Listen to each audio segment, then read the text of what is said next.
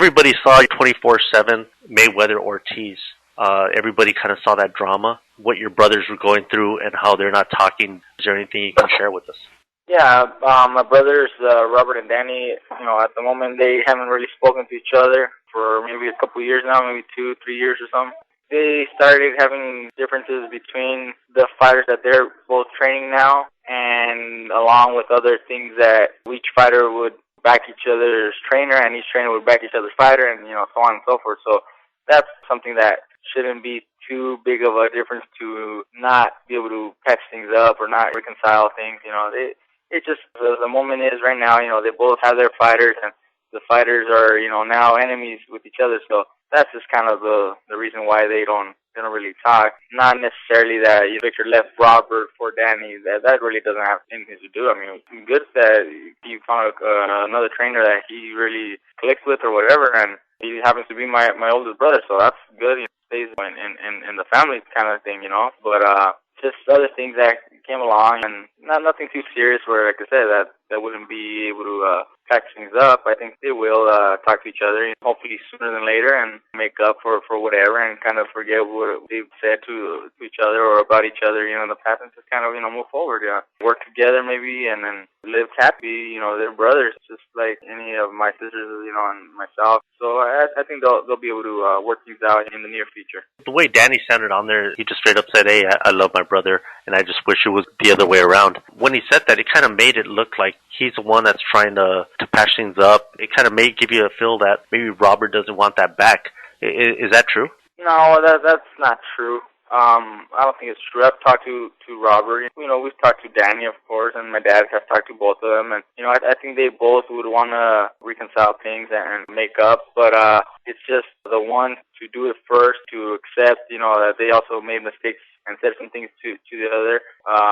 Neither of them want to be that first person to do it. I think they kind of want to wait for the other one to be the one to ask for forgiveness first, and kind of just being a little stubborn in the way that both of them are being stubborn. It's just, an ego thing. But like I said, nothing has been, too serious to the point where there's no going back. There has to be a way for them to kind of ignore what they've done and said and move forward.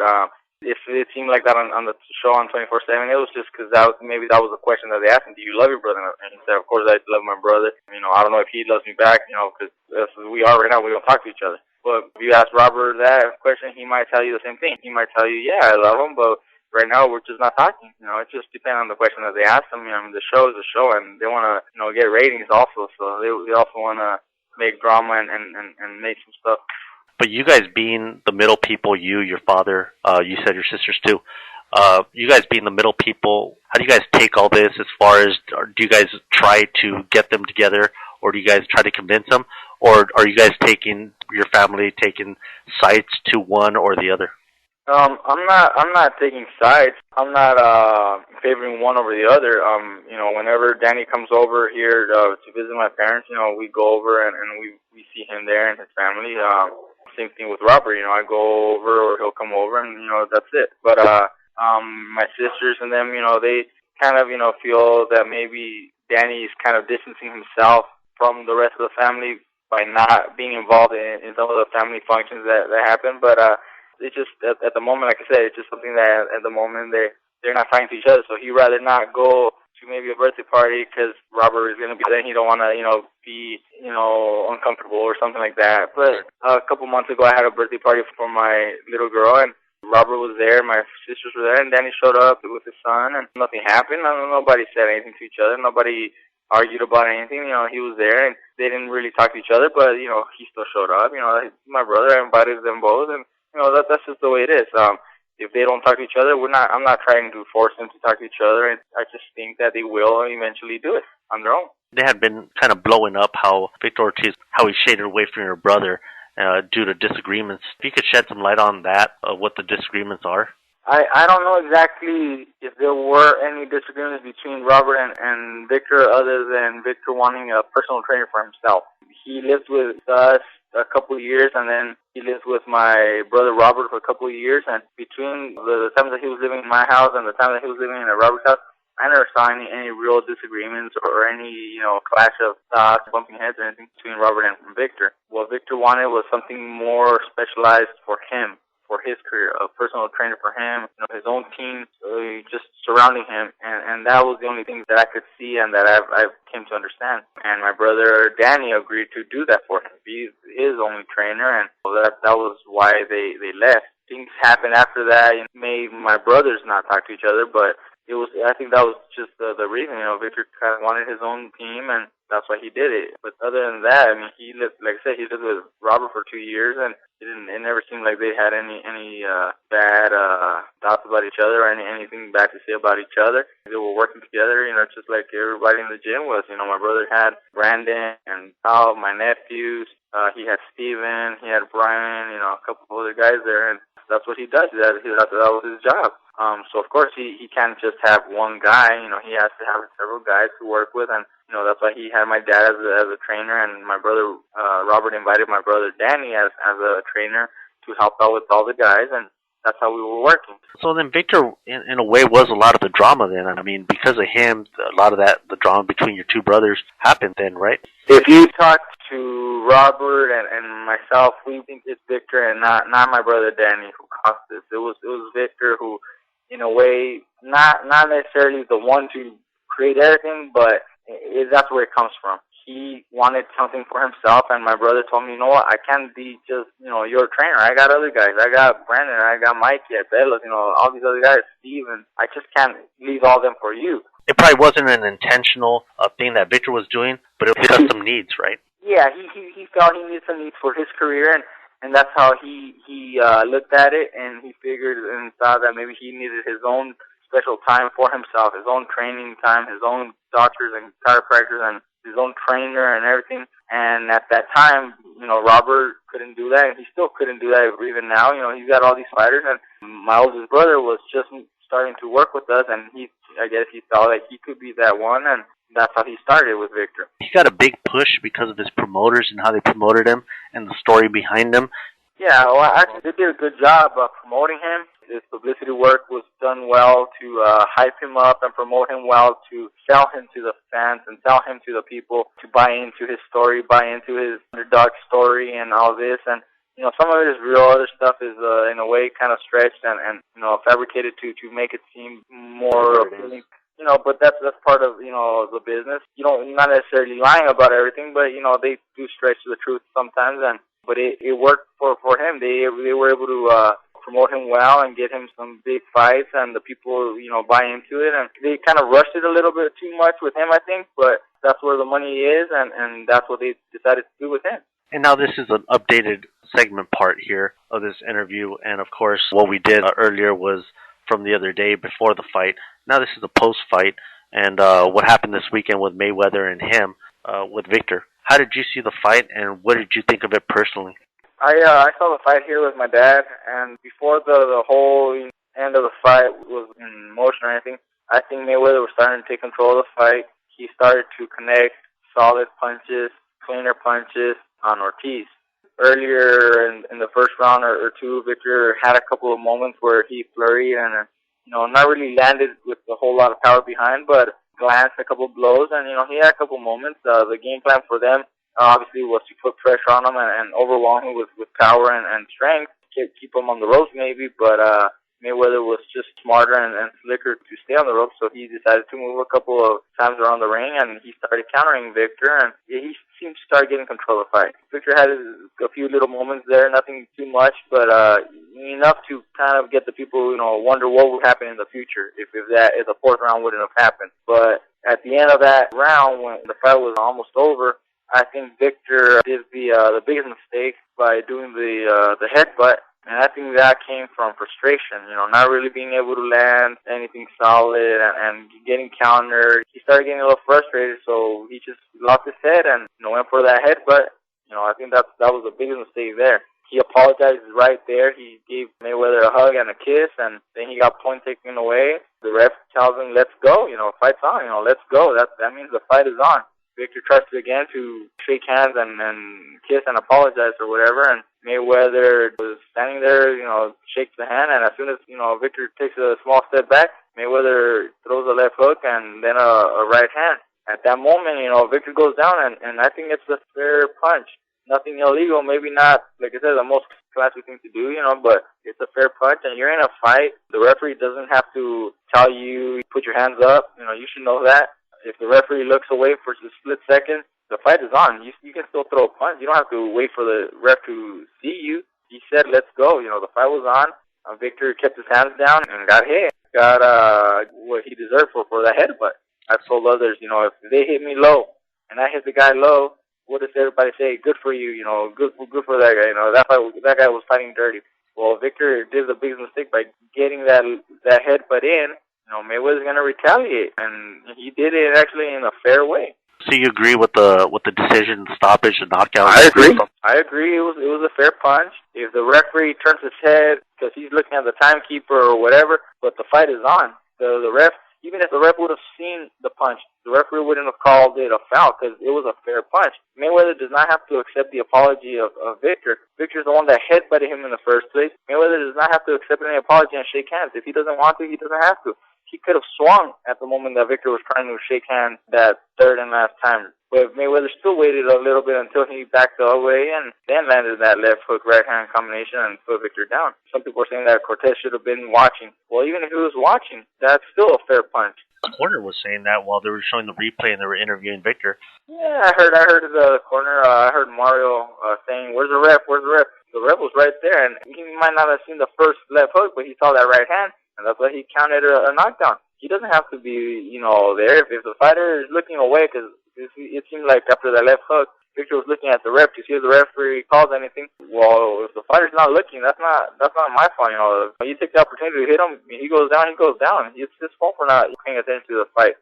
He's in a fight. He's not there to see what the ref says or anything. A year ago, when Brandon fought Peterson, they asked him why wasn't he complaining about the low blows. He says, it's not my job to complain. It's the ref's job. If the referee sees it, he sees it. If he doesn't, I'm going to keep fighting. Why? Because that's your job. Your job is to fight.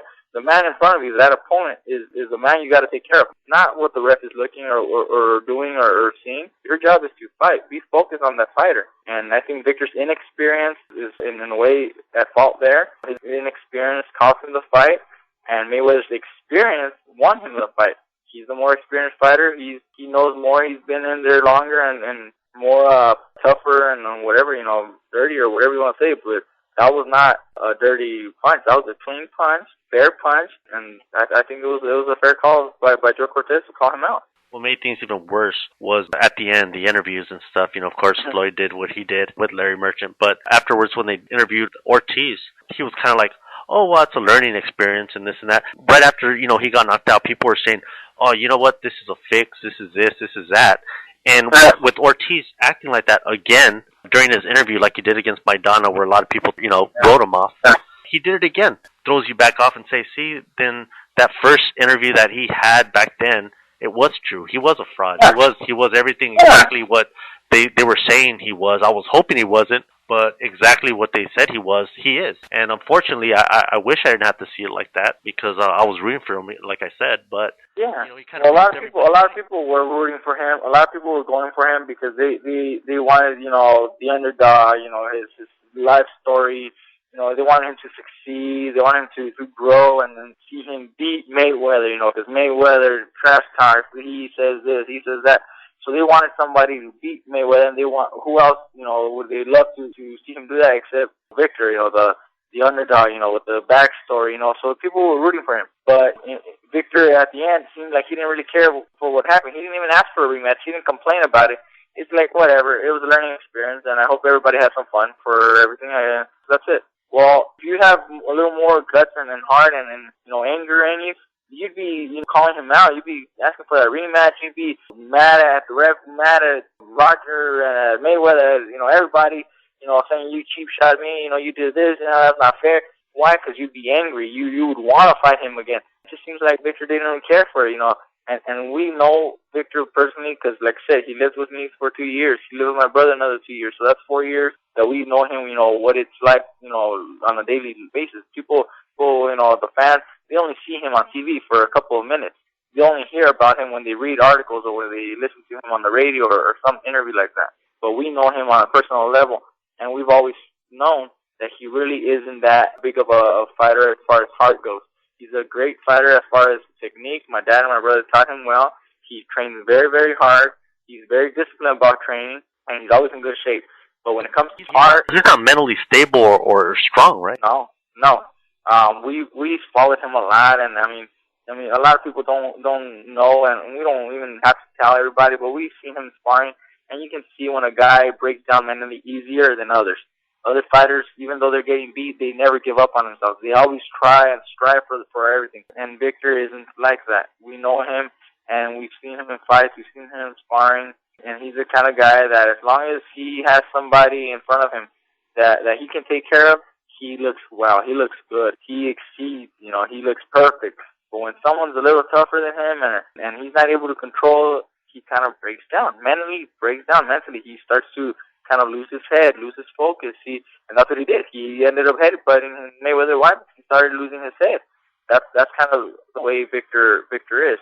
And like I said, most of the fans, everybody in the world doesn't know this because they don't know him. And we've never said this so much. We've told a couple of people there, and whenever they ask us, but not out there, so much because we don't have to. But now people are actually starting to see the real Victor. The real Ortiz. He claims to be vicious Victor Ortiz, but really he's not that vicious. And it's sad because, like you're saying, now we see this and we're all putting one and one together. And it's sad because he has such a big push. A lot of boxers don't get a push like that, like where Oscar comes out and pushes you and you're part of Golden Boy and you have all this background and you have this big push where you get the biggest fighter that you can have and you're up in front of him. And like you said, he breaks down. And he did that against Maidana, and everybody kind of dismissed that because of the story, and everybody feels sorry and what they do and what they help him out, that push that they give him. But it all shows now, and I know anybody that's pissed off over the $60 they paid for watching the fight. All right, getting away from Victor and going on to your career. Right after I saw the De Leon Gamboa, and I saw the interview there, and Max Kellerman brought up your name. What do you think of these contenders like, Mikey Garcia? How do you answer to Gamboa saying, I'll take on anybody? Do you think you're ready for him? I think I'm ready. I think I can really deliver and really put a good fight and win. I understand Gamboa's reasons for maybe not taking the fight that the people might want to see him in. And I understand, the politics and the business behind boxing also. So if the money's not right for him, he's talking about fighting Pacquiao and all these other big names. Why? Because that's where the money's at. So if he's asking, for a big sum of money to fight me, and that money's not there because the network or the promoter isn't able to put the money, on the table for him, he's not gonna take that fight. They want to get the paydays, and he doesn't want to take a risk for less money than what he could get with another fighter. He might fight me for a smaller amount and risk the same or more risk of losing than he fights someone else. He might rather fight someone else for less money than if he fought me, but it's a very, very little risk fight, so he'll take that other fight. If he were to fight me and lose, he's going to lose on a fight that, I'm talking about Pacquiao. He's going to lose fighting Pacquiao because he lost to me. He may never get that shot with Pacquiao. He just lost a couple $1 million because if he fights Pacquiao, he's going to get a couple million. As opposed to fighting me, he might only get maybe $500,000 or not even that. I don't know, what the sums are. But he's going to lose out on millions to risk a fight with me. So I understand that, and I'm not disappointed by it. I wish it could happen. I wish it could be made because I think, in order to prove yourself, you gotta fight everybody. You gotta fight the best, and not just the best in different weight classes, but starting in, with your division. Fight everybody there. Fight the best. Really, really clean out a division to claim the best in the division. If you ask me about him, like you did right now, who really do I consider a big, name that he beat at the featherweight division? Who's Salido? He beat, Lopez very well. He knocked him out, and that's how he got his credit. But before that, nobody was saying that was a big victory for Gamboa. Salido was not a big victory for Gamboa. Why? Because the guy had just won his title. When he won against Guerrero, he tested, I think, positive for some kind of, illegal substance. He had already, 10 losses or something. He wasn't a big name until he beat Lopez. Now all of a sudden, that victory over Salido becomes a good win for Gamboa. But other than that, who really has he beat in that division? Roger Matawa? Come on. Who else can I consider a big name there? He never beat Chris John. He was the interim champion before they just upped him to world champion. And then super champion, which I don't consider him a super champion because he never beat anybody, really. Well, Jorge Solis. Solis was already at 130. Never a great champion either. A champion, but not a great champion. And that was his maybe his most exciting wins, recently. And even that wasn't that great. I haven't been that impressed with Gamboa. I'm not saying I'm the best out there because I haven't fought anybody either. But I think if I were to get that fight, I would show everybody that I could be considered one of the best fighters in that division. And for Gamboa to say that, that he cleaned out the division or that, he's above everybody, well, I disagree. I don't think he really proved anything, spectacular in the division. He was like getting a job, and he was asking for your resume, and he were to say, okay, why should I fight you? What would your answer be to that? Because I was his number one contender, because I'm undefeated, because I'm, up and coming, a prospect, NABF, NABO champion. I think my skill level is right there where I can compete with the champion. They can remember when they were challengers before they became world champions. They were asking for that opportunity. They were asking for that title fight. I'm asking for it. Why not give me an opportunity? A real champion gives an opportunity to the fighters who are up and coming, not just looking for the paydays. They don't just look for the big paydays and the big names to make a big purse. They want to prove themselves, then fight the best. They don't have to, look for the big paydays, 3 weight classes up, like he is, trying to fight Manny Pacquiao. He hasn't done anything, especially at 126, to where I can consider him a big threat for Manny. He hasn't even moved up to 30, 35, done nothing there to be already calling Manny. Yeah, and then maybe I should start calling Manny Pacquiao too. My way of thinking, I don't worry so much about, the millions of dollars, that could be made if I'm not in that weight class. If I'm in featherweight, I'll do as many fights as I can at featherweight with for as much money as possible at featherweight instead of calling out, Manny Pacquiao, who's 3-4 weight classes above me just because there's more money. Well, you got to prove yourself and move up in weight. And then, when you're ready to challenge Manny Pacquiao, when you've conquered, 30, 35, and 40, and now you're at 47, and you also hold the title belt, then yeah, you can call out Manny Pacquiao because you've earned it. But if you're at 26 and now all of a sudden you just want to call out Manny Pacquiao, I don't think that makes a lot of sense. For me, it doesn't. For their managers, it might, because that's where the money's at. But that doesn't show, that you're that great of a fighter just because you want to challenge Manny Pacquiao.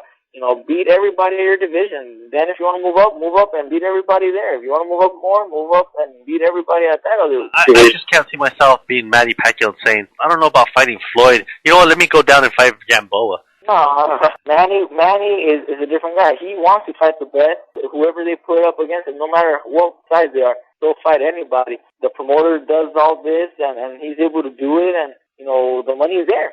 He's not thinking only about the millions of dollars. He wants to fight the best. He always says it. He wants to fight the best, and he's been moving up in weight, beating up champion after champion after champion after champion. Why didn't he challenge Klitschko? He should be challenging Klitschko then, because that's where more money will be probably. But why? He's not going to do that because that's way out of his league. Come on now.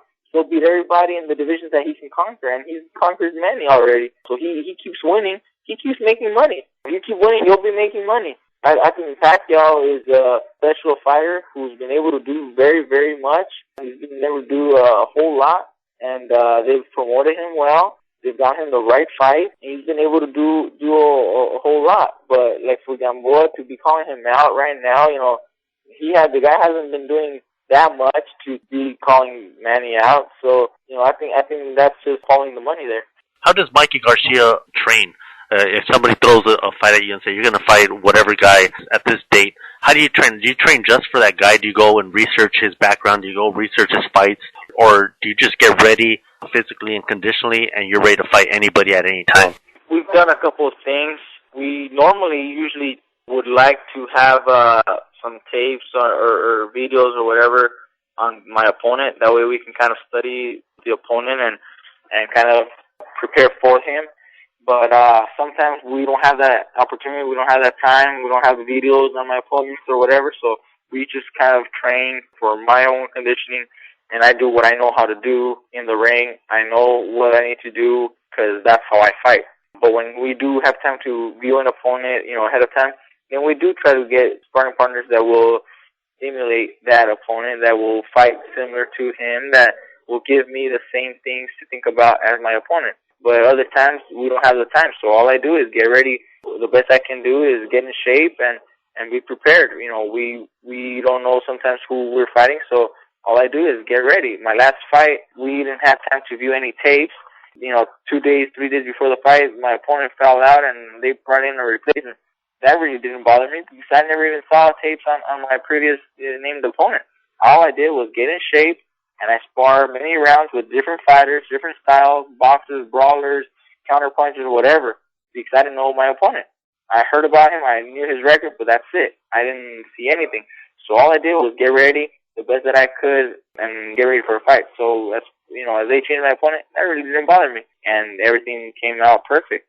But other times, like I said, we don't have time to do these things, so we just got to get ready and kind of adjust as the fight goes on. I got to adjust to my opponent, and I think I do that pretty well. I start figuring them out, and I adjust to what my opponent does and try to take advantage of his mistakes and try to be careful for what I think and see that it's, you know, lethal punches or more dangerous punches. And my dad sees the same thing, and my brothers are there to see that, and they warn me about these things as the fight progresses. You know, as each round goes by, they start telling me what I need to adjust and what I need to do. You said you're training for an upcoming fight. Who is it? When is it? And how did that happen? The last thing I know, it's October 22nd at Madison Square Garden, some theater that they have there, the WAMU Theater inside the Madison Square Garden. But again, I don't have an exact name on the opponent, so all I'm doing is getting in shape, you know, getting the rounds in, getting different sparring partners to give me different things to think about and get ready that way. There's a couple names that they had already told me about, but I have not, you know, heard or got any confirmation on a single opponent. That way I could see, you know, anything on him. Hopefully they do tell me a name, you know, at the end of the week. There's one name that they are more likely gonna put out, but we don't know for sure, so I haven't been able to see anything yet. But I don't get overwhelmed by the venues or the TV or the lights or whatever. I'm just there. I'm focused on my opponent. I'm focused on my fight, and I get the job done. I wanted to go to New Jersey, and I got to go in March, and I fought at the Boardwalk Hall, not, you know, hall inside, not the big hall, but somewhere inside there. It was under the Gamboa Solis. That was my first HBO appearance, and I think I performed very well. I wasn't, you know, under pressure or anything like that. I've told other reporters and interviews that, you know, I kind of feel very confident. I feel comfortable around all this. I don't feel overwhelmed or under pressure or, you know, under the lights or anything like that. So I don't feel anything, you know, like that. I feel comfortable. I like it. I'm just there to fight. What are your thoughts that are running through your head when you're charging your opponent right after that bell rings? I'm just focused on what my opponent is going to do and what I need to. You know, I start the fight very patient, very calm. He'll probably start jabbing first in me because I probably let them throw the first punches most of the time. I'm jabbing, feeling him out, but I'm running this through my head. It's just kind of feeling him out. I'm looking at what he's doing. I'm very observative. You know, where he's putting his hand, where is he picking up his hand.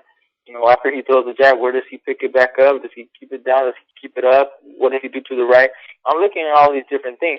You get your distance and you get your rhythm too, right? Yeah, I get my distance and start to get my rhythm, but I'm focused on him. I'm focused on the fight. I'm not, you know, thinking about, you know, HBO looking at me, what the Larry Merchant going to say about me. I'm ready for the fight. I'm focused on my fight. I'm very calm, very relaxed in the locker room, and that's how I fight. I'm very relaxed, very calm, and I'm very patient. I'm looking at my opponent, at everything he does, and that's what I do. I'm not thinking of anything else except, you know, what he is doing and what I need to do to beat him. What are your goals as far as boxing? I don't say it often because people ask me sometimes what I want to do, and I tell them, I just want to be world champion. But I really, really would want to be the best fighter in my division, which is the featherweight division right now, because that's where I'm at. I don't have goals like other fighters think about conquering 3, 4, 5 different divisions. I've always thought to myself, you know, if I can be the best in my division, which is the featherweight division right now, that's what I want to do. If I can win multiple titles in my division, you know, unify the titles and eventually win 3, 4, all the belts in my division, that's what I want to do. And hopefully I can accomplish that. if I get a title fight, and I win, I'm gonna defend my title a couple times, but I'm gonna be looking for that unification fight with another champion because I want to be the one to be considered the only champion in my division. I want to be the undisputed featherweight champion, where no one else can say that they are also champions, that there's another champion. No way, I'm the champion here. I have all the belts. I have all the bragging rights. No one else can say that they're champions except me, and that's what I want to do. And I don't tell this often to people, but I'm telling you because I know it's a good show and it's a good interview that we've done. So, I'm letting everybody know with you and, with your interview that that's what I want to do. I want to be considered the best fighter in the featherweight division in my time, beating any other champion who's out there. I want to beat them so that I can be the only one holding the belt. No one else can be holding the belt except me. That's what I would want to do, and that's what I hope to do in my career in my division. How do you want them to see Mikey Garcia after it's all said and done? How do you want your legacy to be as far as in boxing and in this career? Well, I want my family to be happy with how things go in my career. If I can accomplish all that I want, that'd be wonderful. That'd be great. If I cannot accomplish everything, I want my family to know that I did my best, that I tried my best, and that I was in it as long as I could, to try to achieve what I want. And I already told you what I want. But if it doesn't happen, my family will understand that no one's perfect, and someone might be better than you and beat you, and I don't think that there's a shame in losing. If you lose to someone who's that much better than you, then he deserves to win. He deserves the victory, and my family also understands that. We've been in the sport long enough to understand, and accept a couple of losses here and there. Because my brother was champion, he lost, and he lost a couple of fights. We were around with Vargas, and he lost a couple of fights. We've been around with other fighters, and we understand. We accept, losing. It's part of the game. But part of life. You win some, you lose some. That's okay. So that's what happens. My fans, if I got a couple of fans out there, and they wanna support me, I appreciate that. If all in all, if I do everything that I want to do, I want them to know that I fought everybody in my division. I'm not ducking anybody. I'm not, running around anybody. I'm going to fight everybody, and hopefully anybody, everybody wants to give me that opportunity first. I'll be very grateful for whoever gives me that first opportunity. Because after that, if I win, I'm going to be trying to unify those titles.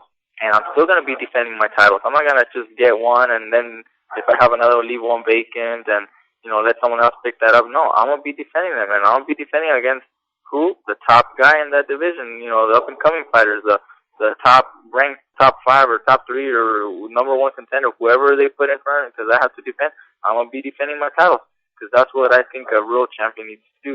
Defend his titles, against everybody, not just the big money payday names out there, but everybody, even the up-and-coming fighters. That's what I plan to do, and I want my people, fans, whoever, boxing public, boxing people, to know that that's what I want to do. And that hopefully if I get to do that, that they also are satisfied with what I've done, that they also consider me a true champion for defending my title against everybody and fighting anybody in my division. That's kind of what I expect and hope from the fans out there, Knowing that you're a Garcia and that you're one of the Garcias from Oxnard and that your dad trained and that your brother Danny and Robert trained and you're the only active boxer of all of them, of course. Do you see it like that? Do you see it like it's like a big shoes to fill, and is that pressure on you every time you go up in there? No, I don't see it like I gotta live to what they expect or to what they've done or surpass what they've done or like I say, big shoes to fill. I don't see it that way. I'm there. It's my career, and yes, we've been in the sport long. My family's been there. The name is up there with big names in the sport, and that's just who we are. That's our name. We're involved and we're good enough to be up there, and be recognized as a real, good trainers and good boxers and whatever. But I don't feel any pressure at all. I do what I do, and I'm comfortable in it. And I'm not thinking, like I said, I'm not thinking about what the people are gonna say and what they're gonna do. Some have asked me, if I during the fight, if I feel any pressure, because, I am Garcia and because I'm the last fighter, they've been saying that maybe I'm better than Robert or whatever. I tell them, no, I don't worry about that. Robert was already world champion, and he already did his career, and that's it. If I can do better, then great. If not, then that's fine. I can only do as much as I can, but I'm not worried about that. I'm not looking, to be better than Robert. I'm not competing with Robert. I'm competing with my opponent, and that's it. My opponent is in front of me, and that's who I got to take care of. I'm not gonna, worry about what other people think or what they say or write about me or anything like that. I'm there to win, and that's what I do. I focus on my opponent. That's what I do. If I'm there and people don't agree or start booing or whatever, well, they're not the ones in the ring. I'm the one inside of the ring. So I take care of business before the people push me or anything like that or any writer, commentator or anything. I'm there. I'm the one inside the ring, and I do what I do, and my brother and my dad tell me what to do, and that's what I do.